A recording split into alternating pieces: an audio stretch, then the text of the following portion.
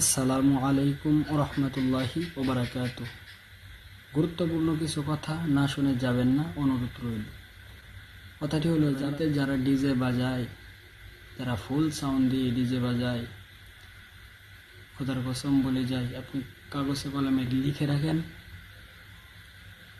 আপনি ডিজে বাজিয়ে শত শত মানুষকে অশান্তি করলেন। আপনার পাশের বাড়িতে বেমারি, তাকেও আপনি অশান্তি করলেন।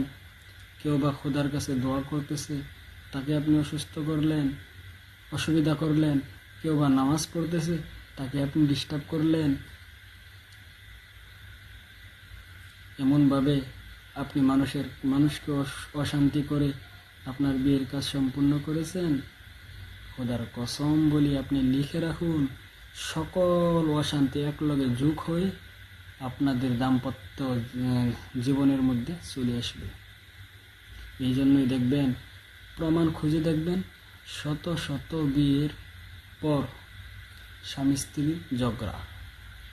খোঁজ নিয়ে দেখবেন, ওদের বিয়েতে ডিজে বাজিয়ে মানুষকে অশান্তি করেছে। স্বামী স্ত্রী ঝগড়া, কাজ্জা ফ্যাসাদ, মিল নাই, মহাব্বত নাই।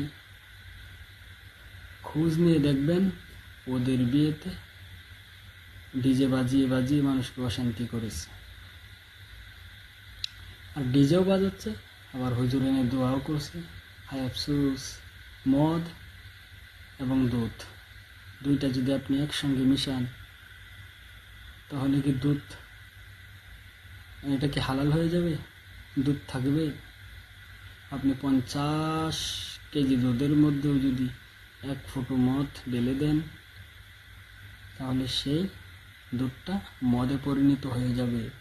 তাই আপনি সারাদিন গান বাজনা গাবেন, ডিজে বাজাবেন, সন্ধ্যার সময় হুজুর নিয়ে এসে একটু দোয়া করে দেবেন, আপনার সব কিছু হালাল হয়ে যাবে।